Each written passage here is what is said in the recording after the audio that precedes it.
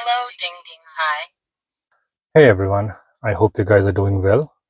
So the dashcam market is flooded with dashcams. You can segregate them based on features, price, and whatnot. Now, my priorities when I was choosing a dashcam was simple. It was flexibility. I didn't want to hardwire the dashcam. I wanted it to be removable so that when I give the car for service, I can just take it off, and the whole process of putting it and removing it should be simple. Now my first priority was dashcam for the front view only. But when I go on those long highway trips, I wanted something that could couple as a dual dashcam setup.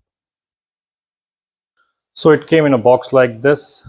In the box, there was 11 feet cable, which is very useful, a pry tool, a dashcam, of course, additional sticker, and a car charger.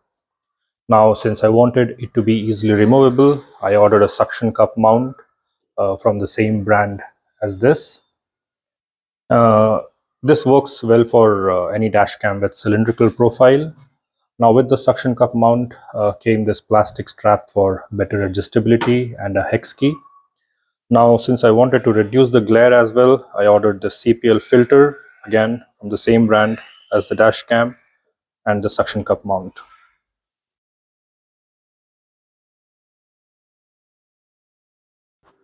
Now the Scorpio-N does not come with any 12-volt socket in the front. That's where the 11 feet cable comes into use.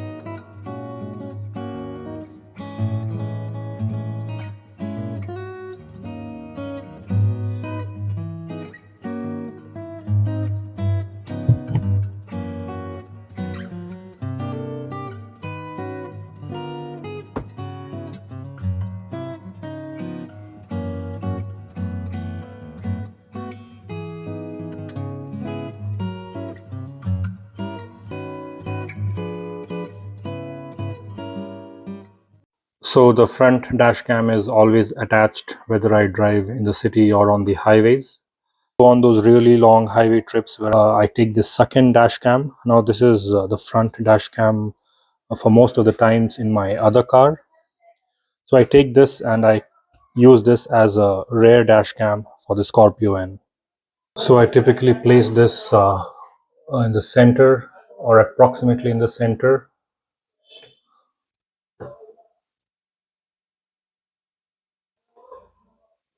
So it's got a nice gap here on all the four sides to hold the wire.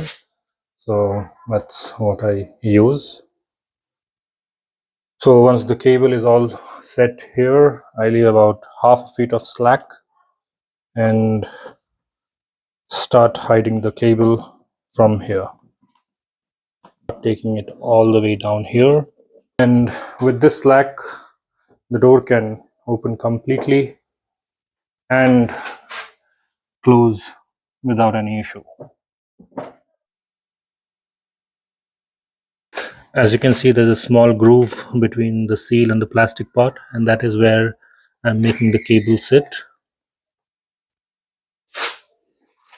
And once here, I like to put the cable in the charger, as it's not big enough to go all the way here and go this side. So we have to improvise.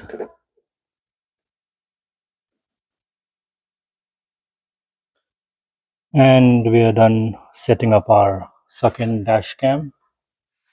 Now make sure to use a charger like this with dual port and both having the output of 2 amps at least.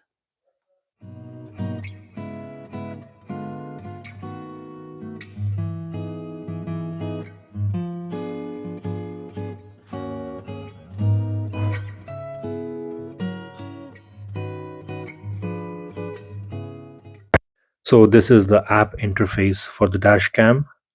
Now you can connect to the Dashcam only when the Dashcam is on. You can also download the clips from the SD card provided the Dashcam is on and the app is connected. So this is view from the front Dashcam during the day. As you can see, it's got 140 degrees of viewing angle, which is pretty good. And the number plate readability is pretty decent too, especially during the day. It's also got a G sensor, which is pretty sensitive in my opinion. It sometimes gets activated when you go at high speeds on rumble strips as well, and ends up recording a 10 seconds video before and after.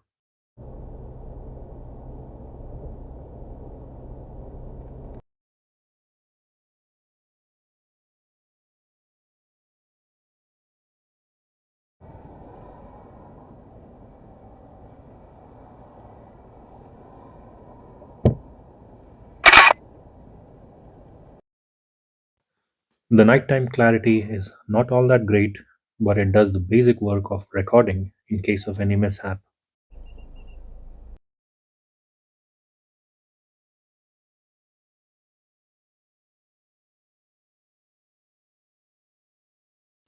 So this is my experience with this dashcam.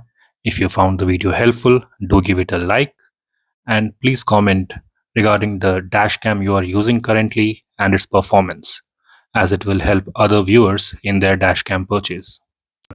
So that's it from my side, and I'll see you on the next one.